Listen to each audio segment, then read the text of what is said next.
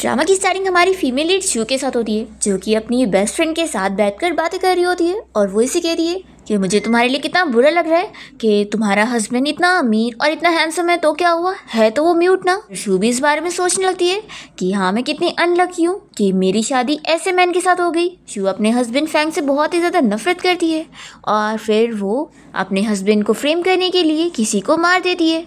तो फिर उसका ब्रदर इन लॉ उसे घर से बाहर निकाल देता है। फिर शू जब रास्ते में जा रही होती है तो उसका कार एक्सीडेंट हो जाता है, पर फिर शू वापस से रीबॉर्न हो जाती है और वो यहाँ पर भी अपनी उसी फ्रेंड के साथ बैठकर बातें कर रही होती है। तभी उसे सब पता लग जाता है कि वो एक नॉवेल के अंदर है और बुरी वाली फीमेल कैरेक्टर है जो कि अपने हस्बैंड से नफरत करती है क्योंकि वो म्यूट है और वो किसी को भी पसंद नहीं करती और सारे बुरे बुरे काम करती है। पर फिर आखिर में उसकी मौत एक कार एक्सीडेंट में हो जाती है, वो भी बहुत बुरी तरीके से। शू सोचती है कि अब मुझे समझ आया कि मैं आजकल इतनी मीन क्यों बनती जा रही थी, क्योंकि मैं नॉवेल के प्लॉट की वजह से खुद ब खुद ये सारी चीज़ें कर रही थी और मैं अपने आप को कंट्रोल नहीं कर पा रही थी। फिर तभी इतने में इसकी फ्रेंड लीनू से कहने लगती है कि तुम्हें क्या हो गया, तुम कुछ बोल क्यों नहीं रही हो, और वो अपने फ़ोन में रिकॉर्डर चालू कर लेती है। पर शू को तो अब सब स्टोरी पता लग गई है, तो वो मन में सोचती है कि ये बस उसके नाम की बेस्ट फ्रेंड है, बल्कि यही तो उसका सबसे बुरा चाहती है और वो अभी उसकी सारी बातें रिकॉर्ड करने के बाद उसके हस्बैंड फैंग को ये सुनाना चाहती है ताकि वो उसे नफरत करे और स्टोरी के हिसाब से ऐसे ही होगा। अब शू सोच समझ के उसके सामने कहने लगती है कि मेरा हस्बैंड म्यूट है तो क्या हो गया, मैं उसके साथ बहुत ही ज़्यादा खुश हूँ और उल्टा उससे शादी करके मैं इतनी अमीर हो चुकी हूँ और इतने बड़े आलीशान विला में रहती हूँ। तो इसकी फ्रेंड लिन कहती है कि मैं जानती हूँ तुम बस एक्टिंग कर रही हो, देखो तुम मेरे सामने अपने दिल की बात बोल सकती हो, मैं तुम्हारी फ्रेंड हूँ ना। शू कहती है कि मैं सब सच कह रही हूँ, तुम्हें आखिर क्यों लग रहा है कि मैं एक्टिंग कर रही हूँ, क्या तुम ऐसा चाहती हो कि मेरे साथ बुरा हो। तो लिन कहती है कि बिल्कुल नहीं। तो शू कहती है कि फिर अच्छी बात है, नहीं तो फिर मुझे ऐसा लगता कि मेरी बेस्ट फ्रेंड मेरा ही घर तोड़ना चाहती है। लिन कहती है कि देखो तुम मुझे गलत समझ रही हो, मैं तो सच में तुम्हारी केयर करती हूँ। शू कहती है कि चलो अब हम लोग कभी और बात करेंगे, मैं अब अपने घर जा रही हूँ, मेरा हस्बैंड फैंग मेरा इंतजार कर रहा होगा। ऐसा बोलकर वो तुरंत चली जाती है और फिर जैसे वो रेस्टोरेंट से बाहर जाती है तो ड्राइवर कार के साथ उसका इंतजार कर रहा होता है, पर शू कार में नहीं बैठती बल्कि उल्टा वो अपनी स्कूटी से जाने लगती है। तो ये देखते हुए लिन सोचती है कि गरीब लोग कितने भी अमीर क्यों ना हो जाए, उनकी गरीब हरकतें कभी नहीं जाएगी और एजुकेशन के लेवल में भी ये मुझसे काफ़ी कम है, ये मेरा मुकाबला कर ही नहीं सकती। अगर इसकी शादी अमीर फैमिली में हो सकती है तो मेरी क्यों नहीं, देखना मैं कैसे नेक्स्ट टाइम इसकी असलियत रिवील करूँगी। फिर हम हमारे मेन लीड फैंग को देखते हैं जो यहाँ घर पर होता है। जैसे ही शू यहाँ पर आती है तो वो खुशी से उसे बताने लगती है कि मैं घर पर आ गई हूँ, पर फैंग तो उसकी तरफ देखता भी नहीं है, तो शू अपसेट हो जाती है। तभी फैंग सोचने लगता है कि हमारी शादी वैसे भी ग्रैंडपा की वजह से हुई है और हमारे बीच में तो कोई फीलिंग्स ही नहीं है और हम दोनों बस एक स्ट्रेंजर हैं जो एक छत के नीचे रह रहे हैं, तो हम दोनों को एक दूसरे की लाइफ में इंटरफेयर नहीं करना चाहिए। फिर शू एक नोट पर डिनर के लिए लिखती है और सोचती है कि पता नहीं वो मानेगा भी कि नहीं। वैसे जितना मुझे याद है हमने अब तक 2 बार ही डिनर करे हैं, पहला जब हम लोग पहली बार मिले थे और दूसरा उसके ग्रैंडपा के घर पे। उसके अलावा तो हमने कभी साथ बैठकर बातें भी नहीं करे। लेकिन अगर अब मैं नहीं चाहती हूँ कि मेरी वापस से वही ट्रेजिक एंडिंग हो और मैं इतनी बुरी मौत मरूँ, तो मुझे फैंग के साथ अपना रिलेशन अच्छा करना होगा। फिर वो जाके नॉक करती है और उसे देखते हुए स्माइल करते हुए फिर वो नोट दिखाती है जिस पर लिखा होता है कि साथ में डिनर करे, तो फैंग उसे हाँ लिख कर देता है। शू तो बहुत ज़्यादा खुश हो जाती है कि अब मैं सब कुछ ठीक करूँगी। वो उसे कहती है कि ठीक है, मैं आंटी को बोलती हूँ कि वो जल्दी से डिनर सर्व करे, फिर हम लोग खाते हैं। फिर फैंग तो शू के बिहेवियर से सोच में पड़ जाता है कि आज इसे क्या हो गया, ये इतना डिफरेंट बिहेव कैसे कर रही है। फिर डिनर के बाद जब ये दोनों रूम में आते हैं तो शू फैंग से कहती है कि चलो हम लोग बैठकर बातें करते हैं, तो वो फिर से शॉक हो जाता है कि ये काफ़ी बदल चुकी है। फिर वो अपनी डायरी लेकर बैठ जाता है और लिखता है कि बोलो। शू सोचती है कि आखिर ये कुछ बोलता क्यों नहीं है, बस एक ही वर्ड लिखा है, वो भी कोई एक्सप्रेशन मार्क के बिना। फिर वो उसे बातें करने के लिए उसकी हैंडराइटिंग की तारीफ करने लग जाती है और कहती है कि क्या तुम मुझे और चीज़ें लिख के दिखाओगे। तो फिर फैंग उसे और चीज़ लिख कर दिखाता है। फिर शू कहती है कि चलो लास्ट क्वेश्चन, देखो मैं इतनी ज़्यादा बातें करती हूँ और चुप ही नहीं होती हूँ, तो कहीं तुम मुझे अनोइंग तो नहीं समझोगे ना। तो वो कहता है कि नहीं तुम ठीक हो। तो फिर ये पढ़कर तो ये बहुत ज़्यादा खुश हो जाती है और सोचती है कि यानी ये मुझसे नफरत नहीं करता है, यानी अभी भी मेरे पास चांस है हमारे रिलेशन को अच्छा करके सब कुछ ठीक करने का। अब मैं इस नॉवेल के हिसाब से बिल्कुल नहीं चलूँगी। फिर नेक्स्ट मॉर्निंग जैसी शू की नींद खुलती है तो वो शॉक हो जाती है कि वो इतनी लेट हो गई। फिर यहाँ पर फैंग अपने रूम से बाहर निकलता है और शू सोचने लगती है कि मैं रोज की तरह फिर से लेट उठी हूँ, मुझे उसके लिए कुछ अच्छा सा लंच बनाना था। बाहर फैंग ये सुनकर स्माइल करता है और यहाँ से चला जाता है। फिर हम देखते हैं कि शू अपने ऑफिस गई होती है और तभी इतने में उसे उसकी फ्रेंड लिन का मैसेज आता है। वो शू को मैसेज करके पूछती है कि आज हम लोग बाहर बारबेक्यू लंच करने चले। इसका मैसेज देखकर शू सोचती है कि ये अभी भी मुझे अपने जाल में फंसाना चाहती है और मेरे और फैंग के रिलेशन को खराब करना चाहती है। मैं इसे मौका ही नहीं दूंगी। वो उसे मैसेज कर देती है कि मेरे पास टाइम नहीं है और तुरंत ही उसका नंबर भी डिलीट करती है ताकि वो उसकी लाइफ से दूर हो जाए। और फिर सोचती है कि वैसे मुझे सच में अब बारबेक्यू खाने का मन कर रहा है। फिर वो फैंग को मैसेज करने लग जाती है और उसे पूछती है कि क्या आज वो ऑफिस के बाद उसके साथ बारबेक्यू डिनर करने चलेगा।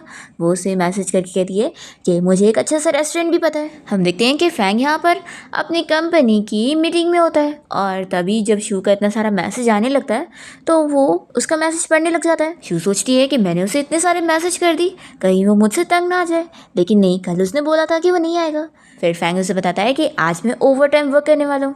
तो फिर शू सोचती है कि जाने दो, वो बहुत ही कोल्ड बंदा है, तो सही बात है कि इतनी जल्दी तो हमारा रिलेशन अच्छा नहीं होगा।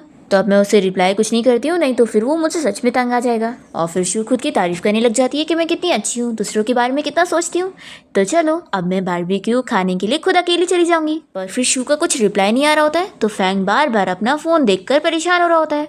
तो उसके सारे एम्प्लॉयज़ शॉक होते हैं कि उसे क्या हो गया।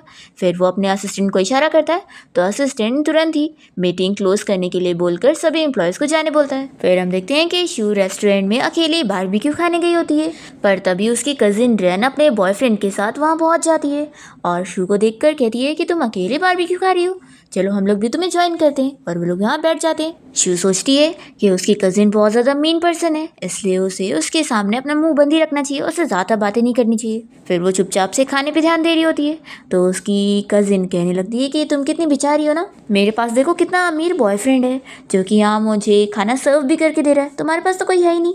तभी इतने में फैंग यहाँ पहुँच जाता है तो शू उसे देखकर खुश होती है और कहने लगती है कि तुम यहाँ पर कैसे आए, तुम तो ओवर टाइम वर्क करने वाले थे ना। तो फिर वो उसे लिख कर देता है कि मैं बस यहीं से गुजर रहा था। शू कहती है कि फिर अच्छी बात है ना, तुम यहाँ पर मेरे साथ डिनर करो। तभी शू की कजिन रैन का बॉयफ्रेंड कहने लगता है कि ये कुछ बोल क्यों नहीं रहा है, क्या ये म्यूट है। फिर शू की कजिन रैन भी उसका मजाक उड़ाने लगती है और कहती है कि तुम्हें क्या एक म्यूट लड़का ही मिला था अपना बॉयफ्रेंड बनाने के लिए। अब मैं समझी कि तुम कभी अपने बॉयफ्रेंड को घर क्यों नहीं लाई, क्योंकि वो एक डिसेबल जो है।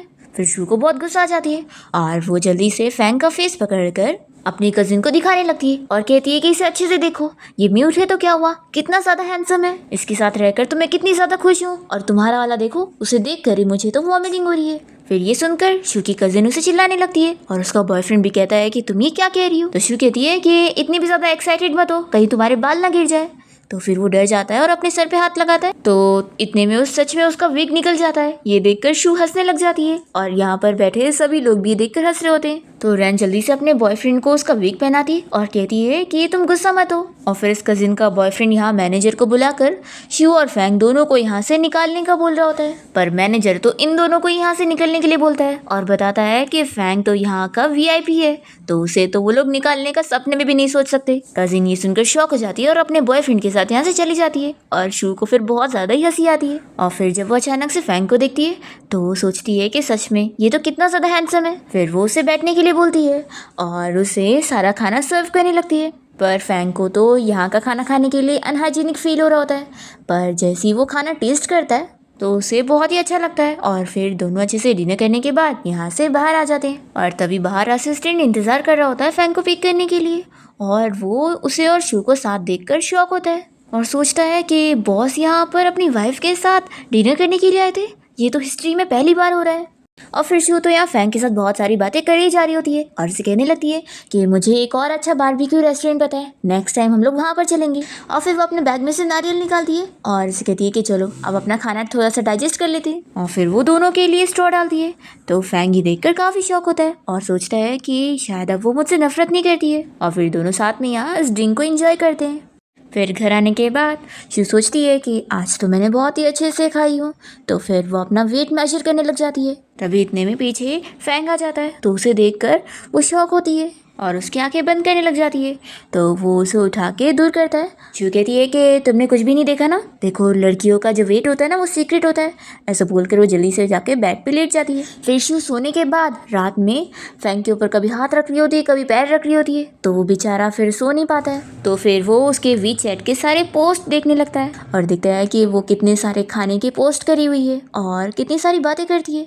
तो फिर वो खुश तो होता है, लेकिन सोचता है कि वो काफ़ी डिफरेंट है मुझसे। फिर वो अपने आप को समझाने लगता है कि हम दोनों अलग अलग दुनिया से बिलोंग करते हैं और हमारे बीच में फीलिंग्स नहीं है, तो हम लोग को एक दूसरे से दूर ही रहना चाहिए। फिर नेक्स्ट मॉर्निंग जैसे शू की नींद खुलती है तो वो तो फैंग के बारे में ही सपना देख कर उठती है और खुश हो रही होती है।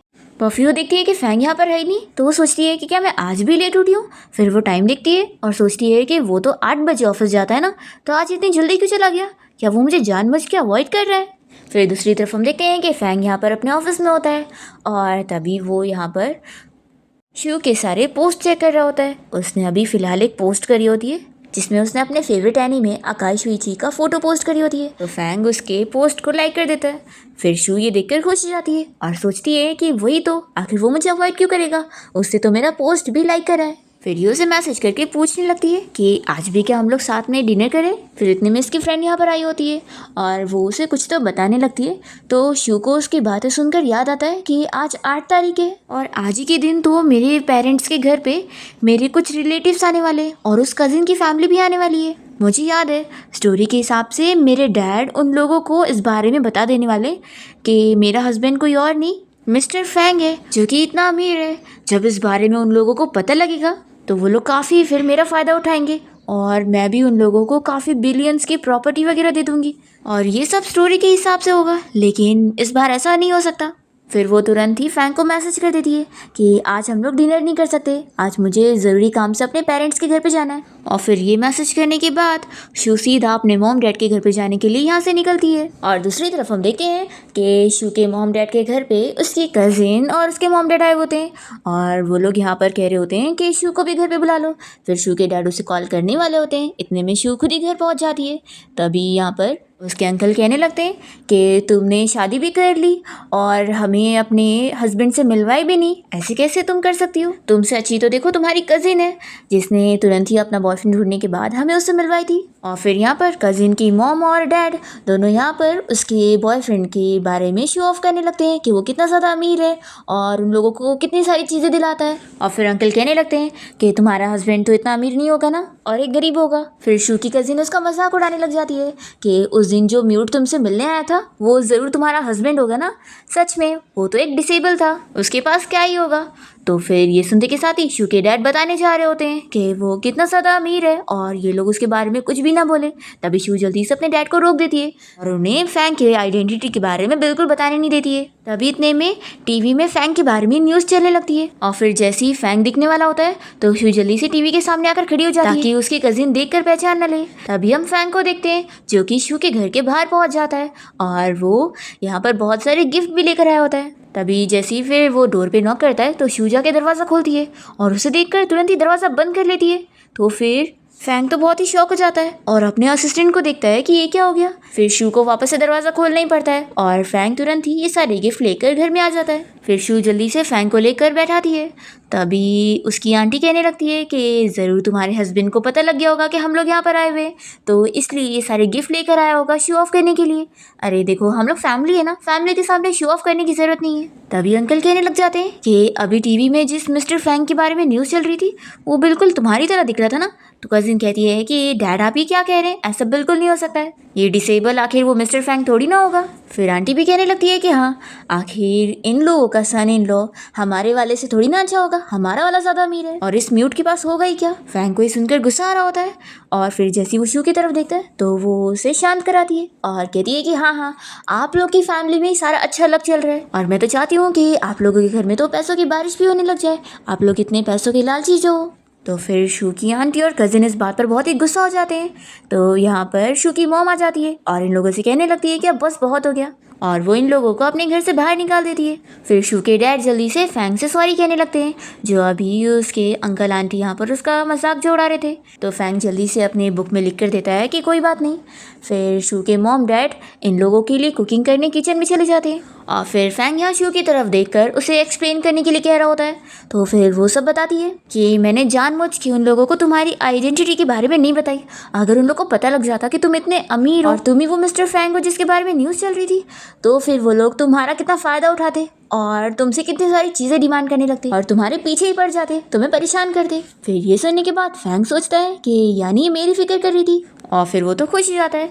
फिर शू से कहती है कि तुम यहीं पर ही बैठो, मैं भी अपने मॉम डैड की जाके हेल्प करती हूँ। फिर वो जैसी किचन में आती है तो अपने डैड से कहने लगती है कि डैड प्लीज़ अभी के लिए हमारे रिलेटिव्स को मेरे हस्बैंड के बारे में बिल्कुल मत बताना। तो फिर डैड कहने लगते हैं कि तुम माँ बेटी का तो मुझे बिल्कुल समझ नहीं आ रहा है कि आखिर तुम लोग फैंग के बारे में क्यों छुपा रहे हो। तुम लोगों ने कौन सा छुप कर शादी करे हो, तुम्हारे ग्रैंडपा ने ये शादी डिसाइड करे थे। तो शू कहने लगती है कि डैड आप बिल्कुल सही कह रहे हैं, लेकिन आपको पता है ग्रैंडमा मेरे सपने में आई थी और उन्होंने कहा कि अगर इस बारे में हमारे रिलेटिव्स को पता लगेगा ना तो फिर हमारी फैमिली का मिसफॉर्च्यून होगा। तो आप क्या चाहते हैं कि हमारे साथ बुरी बुरी चीज़ें हो। तो फिर डैड तुरंत ही मान जाते हैं कि अगर तुम्हारी ग्रैंडमा ने बोली है तो फिर वो सही होगा, मैं इस बारे में अब नहीं बताऊंगा। और फिर हम देखते हैं कि शू और फैंग साथ मिलकर शू के मॉम डैड के साथ अच्छे से डिनर करते हैं और काफ़ी सारी बातें वगैरह करते हैं। तो फैंग काफ़ी खुश होता है। फिर इसके बाद शू जब फैंग के साथ कार में बैठकर जा रही होती है तभी उसकी कज़िन और आंटी उसे देख लेते हैं और शू की कज़िन कहने लगती है कि मॉम देखो, शू कितनी महंगी कार में बैठकर जा रही है, लगता है ये अपने हस्बैंड को चीट कर रही है और किसी रिच मैन को फंसाई हुई है।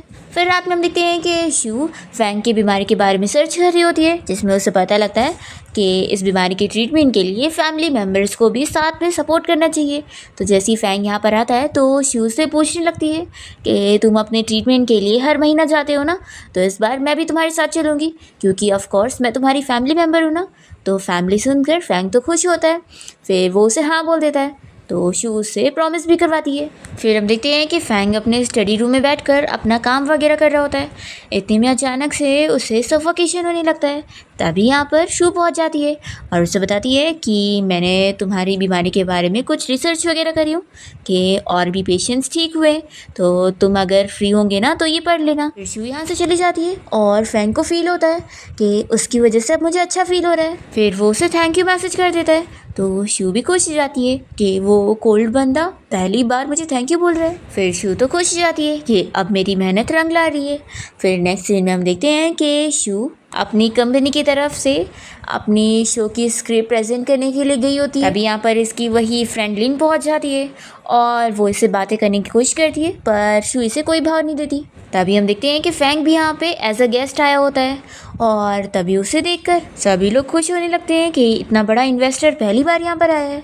फिर इतने में शू की एक टीम मेंबर आकर उसे बताती है कि उनके प्रोजेक्ट में कुछ गड़बड़ी आ गई है। फिर शू तुरंत ही जाती है उसे ठीक करने के लिए और वो इस प्रॉब्लम को ठीक कर देती है। तो उसके सारे टीम मेंबर्स बहुत ही खुश होते हैं और फिर उन लोग का प्रोजेक्ट स्क्रीन पर प्ले होता है। शू जब यहाँ बाहर निकलती है तो फैंग अपनी कार लेकर पहुँचा होता है, तो वो कार में बैठ जाती है। तभी हम देखते हैं कि शू के कुछ कलीग उसे इस कार में बैठते हुए देख लेते हैं और सोचते हैं कि वो तो मैरिड है ना, लगता है उसने किसी रिच मैन को भी फंसाई हुई है। तभी यहाँ शू फैंग से पूछने लगती है कि तुम क्या यहाँ मेरा वेट कर रहे थे। तो वो इसे लिख कर देता है कि नहीं, मैं बस यहीं से गुजर रहा था तो सोचा कि तुम्हें भी ले लूँ। तो फिर ये कहती है कि फिर तो मैं कितनी लकी हूँ ना, मुझे फ्री में राइड मिल गई। फिर शू की कलीग उसे कॉल करके इस बारे में बताती है कि उन लोग के प्रोजेक्ट में किसी रिच इन्वेस्टर ने इन्वेस्टमेंट कर दिया है, वो भी पूरे 80 मिलियन की। तो शू ये जानकर बहुत ही खुश होती है और पूछने लगती है कि उस इन्वेस्टर का नाम बताओ, मैं उसे हाथ जोड़कर थैंक्स करना चाहती हूँ। तो फिर उसकी कलीग बताती है कि वो मिस्टर फैंग है। तो फैंग तुरंत ही उसे लिख कर दे देता है कि यहाँ कार में ये सारी हरकतें करने की ज़रूरत नहीं है। तो फिर शू मानती नहीं है और उसकी बहुत तारीफ़ें करती है। फिर नेक्स्ट डे हम देखते हैं कि शू जब अपने कंपनी में होती है तभी उसे फैंग के छोटे भाई हान की कॉल आई होती है और वो उसे बताता है कि मैं कंपनी के बाहर सिस्टर इन लॉ आपसे मिलने आया हूँ। तो फिर शू बाहर आती है और वो उसे बताता है कि आपकी वॉच मेरे पास ही रह गई है। तभी इतने में हम देखते हैं कि शू की कजिन रैन इन लोग को कार में बैठकर देख रही होती है और उसे लगता है कि ये फिर से किसी और मैन को भी ढूंढी हुई है। ये सोच लेती है कि मैं इसकी रेपुटेशन ख़राब करके रहूँगी। और फिर नेक्स्ट सीन में हम देखते हैं कि ये कज़िन अपनी मॉम को इस बारे में बताती है कि मॉम गुड न्यूज़ है, मैंने शू की कंपनी में कंप्लेन कर दी थी और अब वो आज फायर हो चुकी है। फिर ये सुनने के बाद उसकी मॉम तो खुश हो जाती है और कहती है कि चलो शू की मॉम से मिलने चलते हैं और उन्हें ये बैड न्यूज़ सुनाकर एंजॉय करते हैं।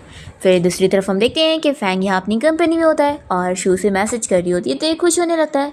इतने में इसका असिस्टेंट यहाँ पर आता है और उसे इस बारे में बताता है कि बॉस मैं आपकी वाइफ की कंपनी गया हुआ था किसी काम से और वहाँ पर मैंने उनके बारे में रूमर सुना। सभी लोगों को लग रहा है कि वो एक्स्ट्रा अफेयर चला रही है और अपने हस्बैंड को चीट कर रही है, इसलिए उनकी इमेज पूरी ख़राब हो चुकी है। जब फैंग ये सुनता है तो वो सोच लेता है कि आज वो शू को कंपनी से पिक करने जाएगा ताकि फिर सभी को पता लग सके कि उसका हस्बैंड कौन है, तो फिर सभी लोग उसकी इमेज ख़राब नहीं करेंगे। हम देखते हैं कि शू तो यहाँ बिजनेस ट्रिप पर जाने के लिए निकल रही होती है और वो अपना बॉक्स लेकर जा रही होती है, तो उसके कंपनी के एम्प्लॉय को भी लगता है कि उसे फायर कर दिया गया है, तो वो उसके ऊपर हंस रहा होता है और उसके ऊपर कैरेक्टरलेस होने का इल्ज़ाम भी लगा रहा होता है। तो फिर शू की फ्रेंड उसे चिल्लाने लगती है कि वो क्या कुछ भी कह रहा है। तभी यहाँ पर कज़िन भी आ जाती है और वो भी उसके साथ मिलकर शू के बारे में यहाँ पर गलत गलत कहने लग जाती है कि वो कैसे हस्बैंड होने के बावजूद भी रिच मैन को फंसा रही है। और वो बताने लगती है कि मैंने तुम्हें खुद दूसरे मैन की कार में से निकलते हुए देखी हूँ, आखिर इतनी महंगी कार में तुम कैसे ही बैठ सकती हो क्योंकि तुमने किसी रिच मैन को फंसाई हो, इस बात का प्रूफ है। तो शू ये सुनकर कहती है कि अच्छा तो तुमने मेरे बारे में कंप्लेन करी थी। तो फिर वो कहती है कि हाँ मेरी वजह से ही तुम फायर हुई हो। तो शू की फ्रेंड पूछने लगती है कि क्या ये लोग सच कह रहे हैं। शू बताती है कि अरे वो मेरा हस्बैंड है। तो ये सुनकर ये लोग शॉक हो जाते हैं।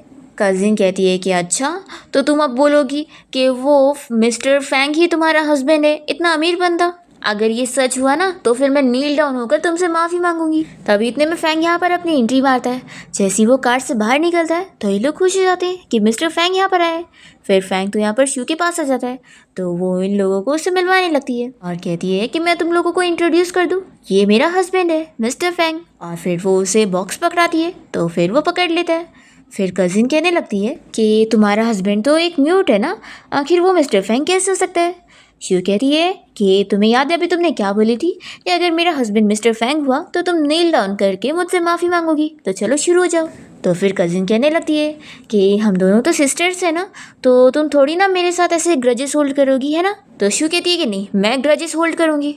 तो फिर कज़िन डर के मारे यहाँ से निकल लेती है और साथ ही वो एम्प्लॉय भी। और शू और उसकी फ्रेंड को ये देखकर बहुत ही हंसी आती है। फिर शू अपनी फ्रेंड से कहती है कि मैं नेक्स्ट टाइम तुम्हें डिनर की ट्रीट दूंगी और फिर वो फैंग के साथ कार में बैठकर चली जाती है। तभी शू की फ्रेंड तो इन लोग को देखती रह जाती है और सोचती है कि दोनों तो एक दूसरे के लिए परफेक्ट लग रहे थे। फिर शू जब यहाँ फैंग के साथ कार से जा रही होती है तो वो उसे पूछने लगती है कि तुम अचानक से यहाँ मुझे पिक करने कैसे आ गए। तो फैंग उसे मैसेज देखने के लिए इशारा करता है। तो शू देखती है कि उसने उसे पहले ही मैसेज करा था कि आज वो उसे अपने ग्रैंडपा के घर लेके जाएगा उनसे मिलवाने के लिए। तो शू कहती है कि सॉरी मैं इतनी बिजी थी कि मैंने देखी ही नहीं और तुम फिक्र मत करो, मैं बस छोटी सी प्रॉब्लम में फंसी हूँ जो कि मैं खुद ही ठीक कर लूँगी और देखना अभी मैं ग्रैंडपा से मिलने के टाइम पर बहुत ही अच्छे से परफॉर्म करूँगी। फिर वो याद करने लगती है कि पिछली बार जब वो ग्रैंडपा के घर पे गई थी तो उसने कितने बुरे तरीके से बिहेव करी थी और ग्रैंडपा के साथ तो बदतमीजी करी थी, वहाँ की सर्वेंट को भी उसने थप्पड़ लगाई थी। अब ये सब याद करके शू सोचती है कि पिछली बार तो इस नॉवेल की स्टोरी की वजह से ही मैं इतनी बुरी बुरी हरकतें कर रही थी, लेकिन आज मुझे अपनी सारी इमेज ठीक करनी होगी। फिर वो फैंग के साथ जैसे ही ग्रैंडपा के घर के बाहर पहुंचती है तो वो उससे कहती है कि हमें ग्रैंडपा के सामने अच्छे से कपल बनने का प्रिटेंड करना होगा ताकि ग्रैंडपा को बिल्कुल ना लगे कि हम लोग का रिलेशन अच्छा नहीं है। तो बताओ तुम मुझे हाथ पे पकड़ोगे या फिर मेरी कमर पे हाथ रखोगे। तो फैंग तो सीधा उसकी कमर पे हाथ रखता है। तो शू काफ़ी नर्वस हो जाती है और कहती है कि क्यों ना हम लोग हाथ पकड़ ले, पर वो नहीं मानता। फिर दोनों ग्रैंडपा से मिलने अंदर पहुंचते हैं और शू ने बताने लगती है कि हम लोग आ गए हैं। तभी हम देखते हैं कि यहाँ पर फैंग के दोनों भाई हान और ली भी आए होते हैं। फिर ग्रैंडपा शू को फोटो दिखाने लगते हैं कि देखो इसमें तुम्हारे ग्रैंडपा भी है और वो उससे फिर बातें करने लगते हैं। फिर ग्रैंडपा फैंग के सबसे छोटे भाई ली से इस बारे में पूछते हैं कि उसने अपने फ्यूचर का क्या सोचा है, क्या वो सॉन्ग्स ही गाने वाला है। तो फिर हान ली के बेकार के सॉन्ग्स की मजाक उड़ाने लग जाता है। तभी शू भी जैसी ली के सॉन्ग सुनती है तो उसे बहुत हंसी आने लग जाती है और वो अपनी हंसी कंट्रोल नहीं कर पाती और अपनी सारी इमेज खराब कर लेती है। फिर कार से आते वक्त वो सोचती है कि मैंने सारी मेहनत पर पानी फेर दी, आखिर मुझे अपने आप को कंट्रोल करना क्यों नहीं आया। फिर शू को यहाँ पे ठंडी लग रही होती है तो फैंग ये देखकर जल्दी से उसे अपने कोट से कवर करता है।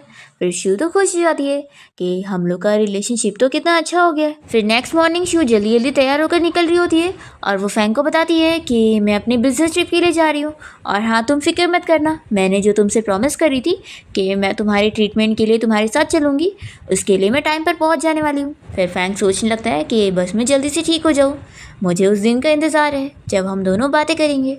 फिर इसके बाद फैंग अपने ट्रीटमेंट के लिए गया होता है और यहाँ डॉक्टर ने उसे हिप्नोटाइज करने के लिए लगाया होता है। फिर जैसे ही फैंग को पास्ट की चीज़ें याद आने लगती है तो वो बहुत ही घबराने लगता है। तभी यहाँ पर शू पहुँच जाती है तो उसे देखकर वो शांत होता है। फिर डॉक्टर बताने लगता है कि उसका इस बार का ट्रीटमेंट काफ़ी अच्छा गया है और अब आसार लग रहे हैं कि वो जल्द ही बोल पाएगा। तो फिर शू ये सुनकर बहुत ही खुश होती है। फिर डॉक्टर उसे फैंग के बारे में और बता रहा होता है कि क्योंकि अब वो धीरे धीरे कभी कभी बोल पाएगा तो उसे ध्यान देना होगा कि ये कैसे होगा ताकि वो फिर जल्दी ठीक हो पाए। फिर रात में हम देखते हैं कि शू ने यहाँ पर फैंग के लिए टॉनिक सूप बनाई होती है ताकि फिर वो जल्दी से ठीक हो। फिर फैंग जैसे ये पी लेता है तो शू तो तुरंत ही सो जाती है। पर फिर फैंग सोचने लगता है कि हमेशा ही जब भी वो ट्रीटमेंट के लिए जाता है तो उसके बाद उसे नींद नहीं आती है, तो आज भी नहीं आएगी। फिर वो यहाँ शू को हक करके सो जाता है और उसे पता भी नहीं चलता। फिर नेक्स्ट मॉर्निंग हम शू को देखते हैं जो कि इस बारे में सोच रही होती है कि कल रात फैंग उसे ऐसे हक करके सोया हुआ था कि वो बिल्कुल सो नहीं पाई है। फिर वो सोचने लगती है कि डॉक्टर ने तो बताया था कि हर बार वो ट्रीटमेंट के बाद इंसोमिया की वजह से सो नहीं पाता है, तो ये सोचती है कि इस बार उसे क्या हो गया। फिर तभी इतने में शू को उसके कलीग का फ़ोन आया होता है तो वो उसे कॉल पर बातें करने लगती है। तभी फैंग यहाँ पर आकर उसे कॉल पर बातें करते हुए देख लेता है और जेलस हो जाता है कि वो किसी लड़के से बात कर रही है। फिर रात में हम देखते हैं कि फैंग जैसी रूम में आता है तो वो देखता है कि शू तो सो रही है और आज उसने उसके लिए सूप भी नहीं बनाई।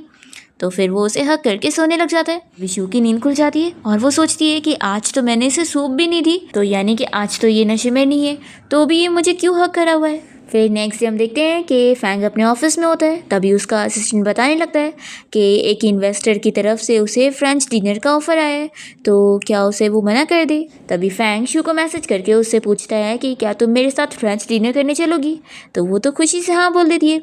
फिर फैंग शू को लेकर डिनर के लिए पहुंचता है और शू से पूछती है कि मैं अच्छे से तैयार हुई हूँ ना, देखो मैंने अच्छे से इसलिए तैयार हुई ताकि मैं तुम्हें एम्बेरस ना फील करवाऊँ। फिर पार्टी में एक बंदा यहाँ फैंग से बातें करने लगता है और वो शू की तरफ भी देख रहा होता है, तो फैंग को जेलसी हो जाती है और वो शू को अपने नज़दीक करता है। फिर इसके बाद शू जब यहाँ वॉशरूम से बाहर निकलती है तभी वो देखती है कि ये सारे लोग अपनी लैंग्वेज में फैंग के बारे में बातें कर रहे हैं और उसका मजाक उड़ा रहे हैं। तो फिर शू को बहुत गुस्सा आ जाती है और वो इन लोगों को इन्हीं की लैंग्वेज में चिल्लाने लगती है कि वो लोग आखिर ये सब कैसे बोल सकते हैं। तभी यहाँ पर फैंग भी आ जाता है शू का साथ देने के लिए।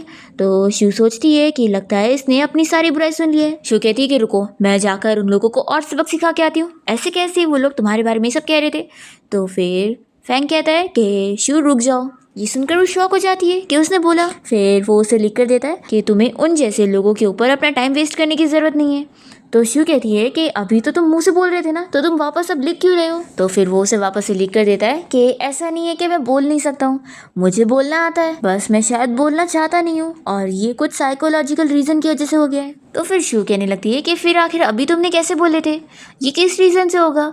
तो फैंग मन में सोचता है कि वो उसकी साइड लेने जा रही थी, तो इस वजह से वो तुरंत ही अपने सबकॉन्शियस रिएक्शन की वजह से बोल पाया था। फिर शू सोचने लगती है कि लोग इसकी बुराई कर रहे थे, तो क्या इस वजह से इसका मूड स्विंग हो गया, इसलिए ये बोल पाया।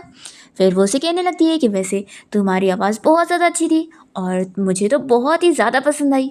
और शू सोचती है कि हाँ, मुझे उसकी तारीफ़ करते रहना चाहिए क्योंकि ये भी तो एक थेरेपी है। तुम्हें पता है, जैसे ही मैंने तुम्हारी आवाज़ सुनी ना तो मुझे लगा जैसे किसी वॉइस एक्टर की आवाज़ है, इतनी अच्छी आवाज़ थी और तुम कितने हैंडसम भी तो हो। फिर नेक्स्ट डे शू जब घर पर होती है तो वो सोचती है कि मुझे फैंग से ज़्यादा बातें करनी चाहिए ताकि फिर वो बोलने की कोशिश करे। फिर वो उससे थोड़ा बहुत बात करती है और तभी इतने में उसको फिर से उसकी कलीग का कॉल आ जाता है। तो फिर शू को ऐसे उससे हंसी खुशी बातें करते हुए देखकर फैंग फिर से जेलस हो जाता है और फिर शू के पास आकर बताता है कि ग्रैंडपा ने तुम्हें मिलने के लिए बुलाया। तो फिर शू खुश हो जाती है कि तुमने फिर से बोले, तो फिर आखिर वो क्या रीज़न होगा जिसकी वजह से ये बोल पा रहा है। फिर वो सोचने लगती है कि लेकिन अब इसने जब दूसरी बार बोला है तो ये पहले वाले रीज़न की तरह तो नहीं लग रहा है। फिर रात में शू और फैंग दोनों ही सो जाते हैं और शू यहाँ नींद में फैंग को हाथ पैर से टच करने लग जाती है, तो वो जाग जाता है और वो बेचारा इतना नर्वस हो जाता है कि सो ही नहीं पाता। और फिर नेक्स्ट मॉर्निंग शू यहाँ पर फैंग से जब बातें करने लगती है तो वो तो कुछ बातें ही नहीं करता।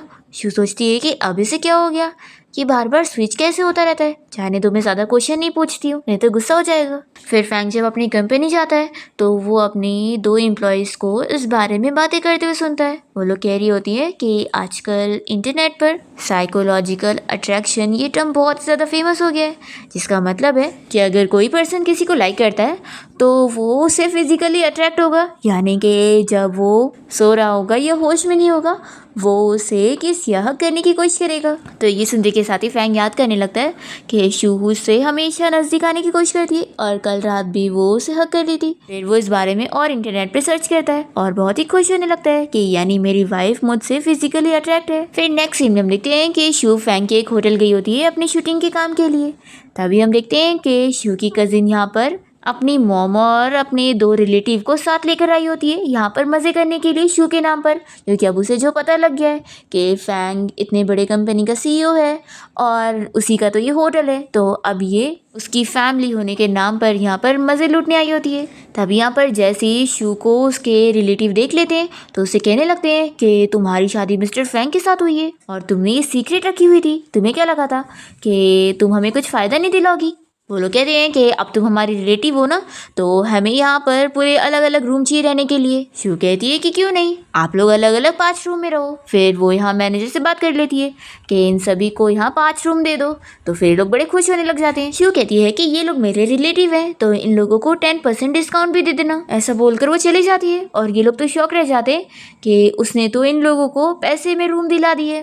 फिर यहाँ मैनेजर बिल इन लोगों को पे करने के लिए बोलता है तो कजिन को ही पे करना पड़ता है, क्योंकि उसी ने ये रिलेटिव को लेकर आई थी और वो लोग तो साफ पैसे देने से मना करने लगते हैं। फिर शू को यहाँ पर कपड़ों की ज़रूरत होती है तो फैंग को मैसेज करके उसे अपने लिए कपड़े लाने बोलती है। और तभी शू यहाँ देखती है कि फैंग का छोटा भाई यहाँ पर एक लड़की को लेकर आया होता है उसके साथ सॉन्ग करने के लिए। तो वो सोचती है कि आखिर स्टोरी की चीज़ें क्यों वापस से रिपीट हो रही है। स्टोरी के हिसाब से यहाँ पर हान भी आ जाएगा और फिर हान और ली की इस लड़की की वजह से फाइट हो जाएगी और फिर ली को इतनी ज़्यादा चोट आ जाएगी और इसका करियर ख़राब हो जाएगा। तभी इतने में यहाँ पर हान भी पहुँच जाता है तो फिर शू डर जाती है और फिर इन लोगों को फाइट करने से रोकने लगती है। तभी जैसे यहाँ पर फैंग आता है तो वो देखता है कि शू यहाँ पर उसके ब्रदर की वजह से गिरने वाली होती है, तो वो गुस्सा करने लगता है और अपने दोनों भाइयों को चिल्लाकर साथ में जाने के लिए बोलता है। तो वो लोग तो शॉक हो जाते हैं कि वो बोल पा रहा है, पर फिर वो लोग डर के मारे चले जाते हैं और शू बहुत ज़्यादा खुश हो जाती है कि अरे वाह, स्टोरी में जैसा हुआ था वो सारी चीज़ें रिपीट नहीं हुई और किसी को भी चोट नहीं आई, सब कुछ ठीक है। तभी फैंग जल्दी से उसे लिखकर पूछने लगता है कि तुम्हें कहीं चोट तो नहीं आई। तो वो कहती है कि अभी तो तुम बोल रहे थे ना, आखिर तुम कौन से रीज़न से बोल पाते हो और कैसे नहीं बोल पाते हो, फिर मुझे तो ये चीज़ समझ ही नहीं आ रही है। फिर फैंग उसे लिखकर पूछने लगता है कि तुमने क्या मुझे यहाँ पर इसलिए बुलाई थी ताकि मैं उन लोगों की फ़ाइट रोक सकूँ। फिर शू हाँ कहती है। फैंग उसे लिख कर देता है कि अगली बार अगर वो दोनों ऐसे फाइट करने वाले होंगे ना तो उन्हें फाइट करने देना, मैं नहीं चाहता कि तुम्हें कोई चोट आए। तो फिर ये सुनकर वो खुश हो जाती है कि ये कोल्ड बंदा अब मेरी फिक्र कर रहा है। फिर वो ऐसे कहती है कि ठीक है, तुम जैसा बोल रहे हो मैं वैसे करूँगी। तभी इतने में यहाँ पर शू के वो सारे रिलेटिव इसे देखकर यहाँ पर उसे बात करने आ जाते हैं और कहने लगते हैं कि ये तुम्हारा हस्बैंड है मिस्टर फैंग। फिर वो लोग उससे बात करके खुश हो रहे होते हैं और कहने लगते हैं कि आखिरकार वो लोग शू के रिलेटिव हैं तो उन लोगों को यहाँ पर अच्छी पोस्ट पर जॉब मिलनी चाहिए।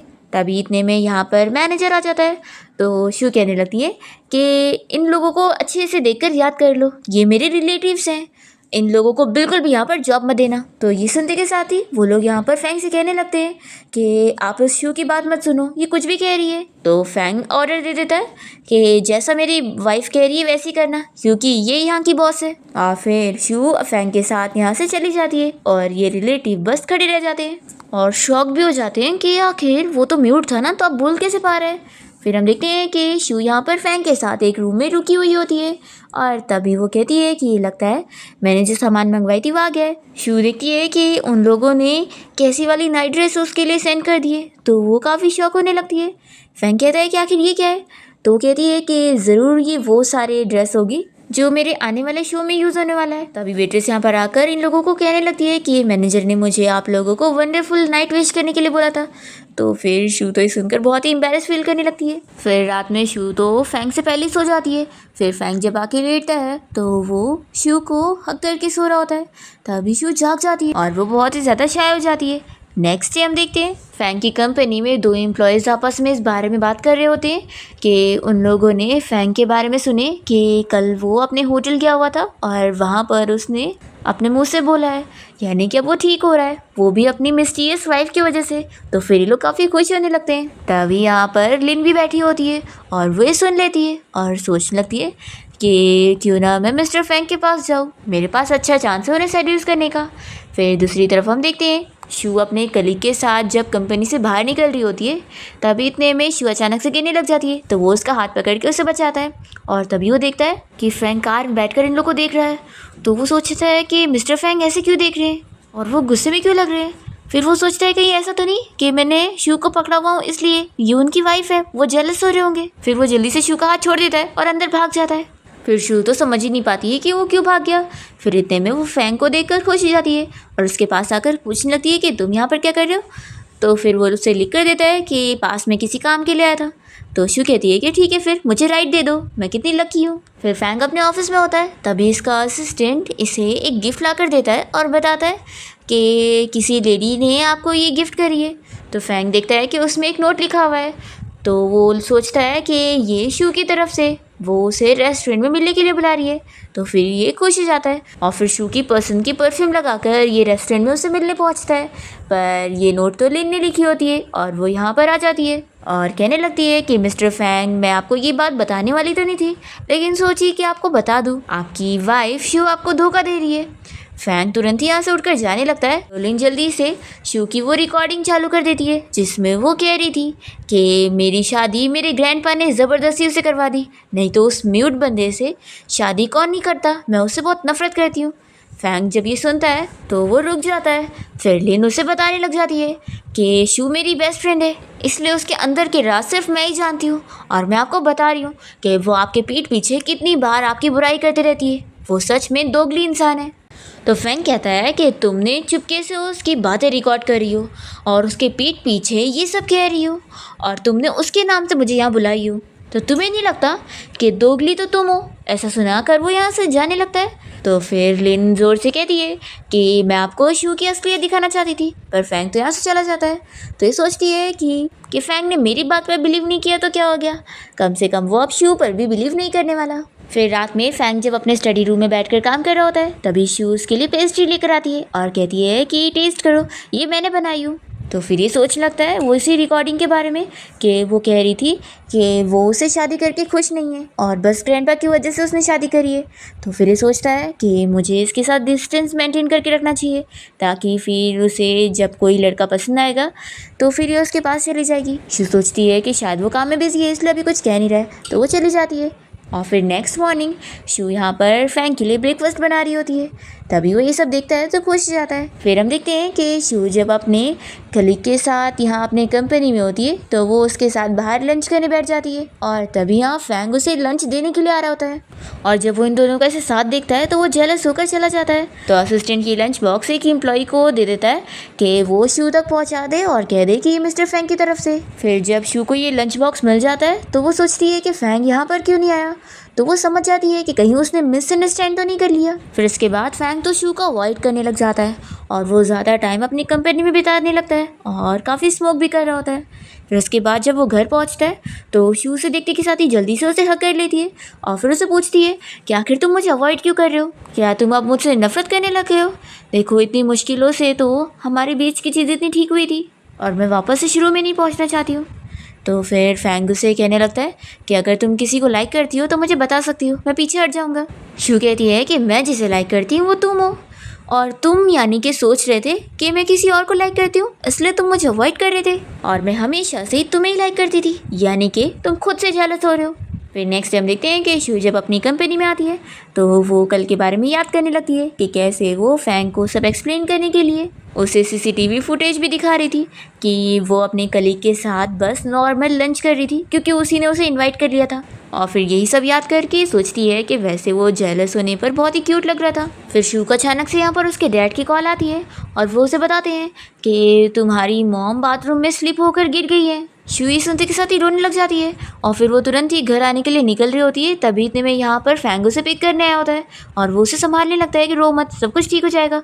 फिर ये लोग तुरंत घर पहुँचते हैं और फिर शू देखती है कि उसकी मॉम बिल्कुल ठीक है और फिर वो यहाँ पर उसके डैड से कहने लगती है कि तुम आखिर बात को इतना क्यों बढ़ा रहे थे, मैं बिल्कुल ठीक तो हूँ। तो शू जल्दी से अपनी मॉम को पकड़ के रोने लग जाती है और अपने डैड से कहती है कि उन्होंने तो उसे डरा ही दिए थे। फिर ये लोग मॉम डैड के साथ मिलकर साथ में डिनर करते हैं और तभी यहाँ पर फैंग तो शू के डैड के साथ मिलकर काफ़ी ड्रिंक कर लेता है और फिर जब दोनों साथ में रूम में आते हैं तो फैंग तो काफ़ी ड्रंक हालत में होता है और शू से टच करने लग जाती है। तभी इतने में गलती से दोनों की किस हो जाती है और फिर शू को पता लगता है कि फैंग तो ड्रंक था ही नहीं, वो बस नाटक कर रहा था। फिर वो उसे कहने लगता है कि वाइफ हम लोग लीगल कपल है तो तुम्हें इतना शर्माने की ज़रूरत नहीं है। फिर दोनों साथ नाइट स्पेंड कर लेते हैं। नेक्स्ट मॉर्निंग फिर जब ये लोग शू के मॉम डैड के साथ ब्रेकफास्ट कर रहे होते हैं तभी दोनों ही बहुत ही शाय हो रहे होते हैं और फिर ब्रेकफास्ट थोड़ा थोड़ा करके यहाँ से भाग लेते हैं। फिर फैंग जब अपने ऑफिस में गया होता है तभी इतने में यहाँ पर लिन पहुँच जाती है और उसे फिर से सेड्यूस करने की कोशिश करती है। तो फैंग गुस्से में उसे अपनी कंपनी से फायर कर देता है। तो वो कहती है कि तुम उस शू के लिए मुझे फायर कर रहे हो, तो ये कहता है कि हाँ। फिर इसके बाद फैंग जब घर आता है तो वो शू के लिए गिफ्ट लेकर आया होता है, वो बहुत ही खुश हो जाती है। पर फिर इतने में उसे क्लब में से कॉल आती है और उसे पता लगता है कि हान और ली दोनों ने ही एक लड़की की वजह से क्लब में फाइटिंग कर ली है। तो फिर ये तुरंत ही फैंग के साथ वहाँ पर पहुँचती है और दोनों को ही मार मार के सबक सिखाती है और कहती है कि तुम लोग फाइट करोगे। तो फिर दोनों ही हार मान लेते हैं और शू से माफ़ी मांगते हैं और कहते हैं कि वो लोग दोबारा फाइट नहीं करेंगे।